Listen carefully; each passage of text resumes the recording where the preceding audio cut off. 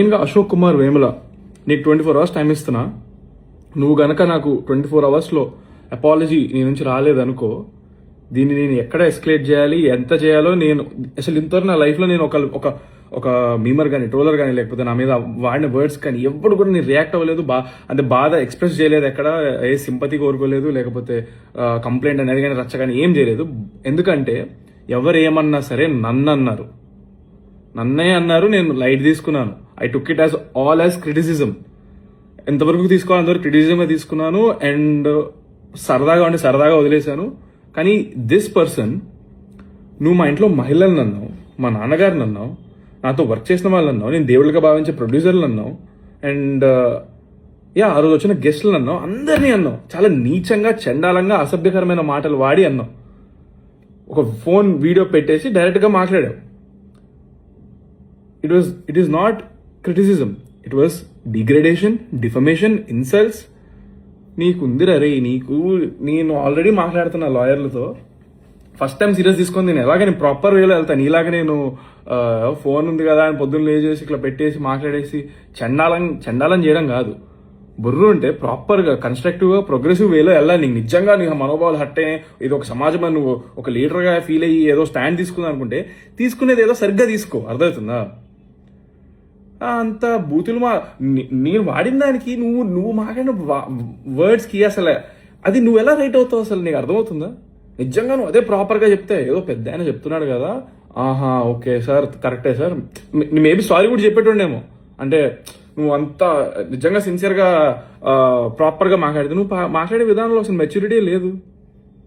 And నా విషయానికి వస్తే, నేను అతన్ని నిన్న ఏదైతే అతను కొత్త సినిమా రిలీజ్ బరాబర్ ప్రేమిస్తా సంథింగ్, దాంట్లో ఫంక్షన్లో స్టేజ్ మీద అత్యంత వల్గర్, సమాజం క్షమించని భూతు పదాలతో అతను వీడియో పెట్టాడు. నేను జర్నలిస్ట్గా కాదు, ఒక కామన్ మ్యాన్గా నేను స్పందించా. నాకు కోపం వచ్చిన మాట నిజం. అరే వాడు రేపు హీరో కావాల్సిన వ్యక్తి, ఇలా నెగిటివ్ పబ్లిసిటీ ఎందుకు కోరుకుంటున్నారు? మంచి సినిమా బ్రహ్మాండంగా చూస్తారు. అంతేగాని ఇలాంటి బూతులు ఏంటి అసలు, గుద్ద పగలది ఏంటి, ఆ భాష ఏంటి? దాన్ని సోషల్ మీడియా మొత్తం ఏకిపడేస్తున్నారు కదా. ఒక్కళ్ళు కాదు, ఇద్దరు కాదు, కొన్ని లక్షల మంది ఆ వీడియో చూసి ఇష్టం వచ్చినట్టు బూతులు తిడుతున్నారు.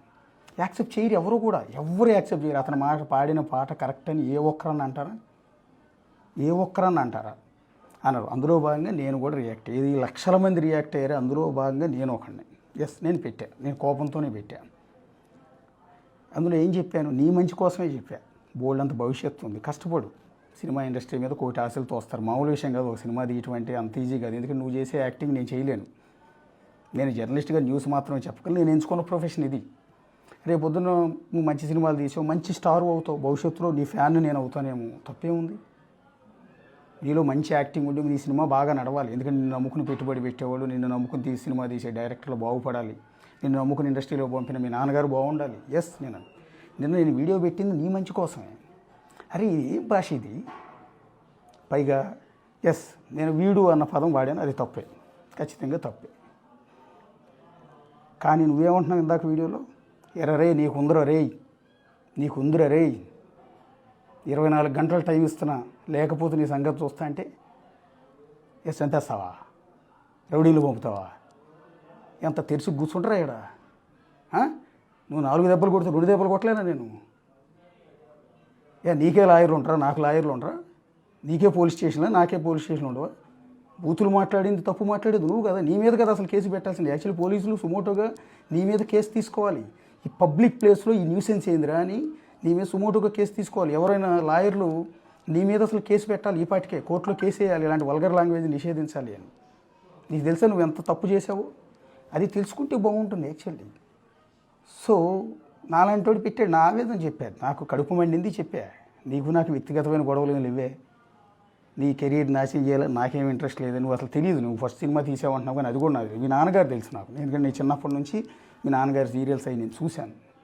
ఆయన నాకు నోటాడు, నువ్వు నిజంగా నోటెడ్ కాదు. సరే ఓకే, అయినా కూడా నువ్వు 2వ సినిమా తీస్తున్నావు అని చెప్తున్నారు. నీ సినిమా హిట్ అవ్వాలి, నీ డబ్బులు పెట్టిన ప్రొడ్యూసర్కి డబ్బులు రావాలి, నీకు మంచి పేరు రావాలి, మంచి యాక్టర్ అవ్వాలి కోరుకుంటాను నేను కూడా. నాకేం తప్పలేదు. నీకు నాకు వైరం లేదు, మీ నాన్నగారికి నాకేం వైరం లేదు. అంతేగాని నీ భవిష్యత్తు నాశనం అయిపోవాలి నేనేం కోరుకోను. నేను అన్నదేంటి క్లియర్గా చెప్పా.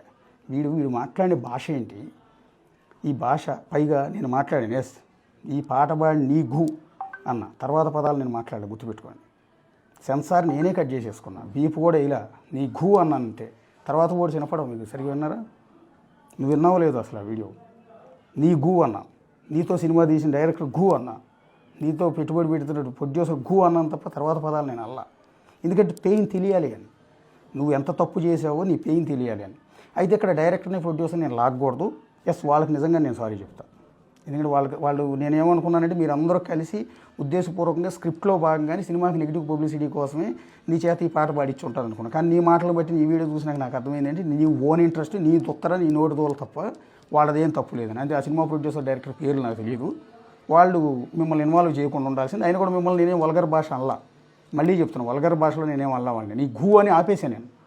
నీతో సినిమా తీసిన డైరెక్టర్ ఘూ అన్న తర్వాత పదం నేను పలకలు, నీలాగా ముద్ద పగలు దింగ్ అని చెప్పి నేను అనలా. అది వినండి ఒకసారి, వీడియో రికార్డెడే ఉంది కదా ఆన్లైన్లో. రెండోది, నన్ను ఎర్రరే అని బెదిరిస్తున్నావు. నేను మీడియాలోకి వచ్చినప్పుడు నువ్వు గుర్తుంటావు, నేను మీడియాలోకి వచ్చినప్పుడు నువ్వు డైపర్లు వేసుకుంటూ తిరుగుతూ ఉంటుంటావు. నువ్వు నన్ను బెదిరిస్తావా? నీకు పబ్లిసిటీ కావాలి, నాకు అక్కర్లా, నేను అందరికీ తెలుసు యాజ్ ఏ జర్నలిస్ట్గా. పైగా నీ సినిమాలు ఆడాలంటే నువ్వు ఎవరో జనాలకి తెలియాలి. నీకు పబ్లిసిటీ, నీ సినిమాకి పబ్లిసిటీ కాదు, నాకు అక్కర్లా. నేను ఏదో ఉద్యోగం చేసుకునేవాడిని, చిన్న జర్నలిస్ట్ని. నేను ఉద్యోగం చేసుకుంటాను, నాకు పబ్లిసిటీ అక్కర్లేదు, నాకు ఫేమ్ అక్కర్లేదు. నేను నీలాగా హీరో అవ్వాలని అనుకోవటం లేదు, ఎదగాలనుకోవడం కూడా అవసరంలా. నేను మీడియాలో పొడవాల్సింది ఏదో పొడిచాను, ఇప్పుడు దాకా నిలబెట్టుకున్నాను. నువ్వు నన్ను ఎరవరే అన్నావు చూడు, నన్ను పబ్లిక్గా బెదిరించావు, దీని మీద కేసు పెట్టాలి. ఇది నాకు లాయర్లు ఉన్నారు, ఏమని వేస్తావు? నేను బూతులు తిట్టానండి, పబ్లిక్గా పాట పాడితే బూతులు తిట్టొద్దని చెప్పి నన్ను నాకు ఒక సజెస్ట్ చేసినందుకు కేసు పెట్టండి, నేను ఉరిదీయండి అని చెప్పి ఉరిది ఇస్తావా? నాకు మంచి చెప్పినందుకు నేను కాల్చి చంపండి అని చెప్పి ఆదేశాలు ఏమైనా తెచ్చుకుంటావా? నాకు లాయర్లు ఉండరా? లేదా తెలంగాణ పోలీసులు నువ్వు అంత ఇదిగా ఉంటారు, అంత అబ్జర్వ్ చేయకుండా ఉంటారనుకుంటున్నావా? నువ్వు పెట్టింది, నువ్వు కూసింది, నువ్వు పాడింది లోకమంతా వింది. నువ్వు ఏదైతే నెగిటివ్ పబ్లిసిటీ కోసం, ఈ సినిమా కోసం నెగిటివ్ పబ్లిసిటీ కోసం ఏదైతే పాడావో అది ప్రతి ఒక్కళ్ళు విన్నారు. తెలంగాణ పోలీసులు కూడా విన్నారు. ఇవి చీ అంటున్నారు ప్రతి ఒక్కళ్ళు. ఒక్కసారి చూడు, జనాలు ఎంటైర్ సొసైటీలో నీ పట్ల రియాక్షన్ చూసి తర్వాత మాట్లాడు.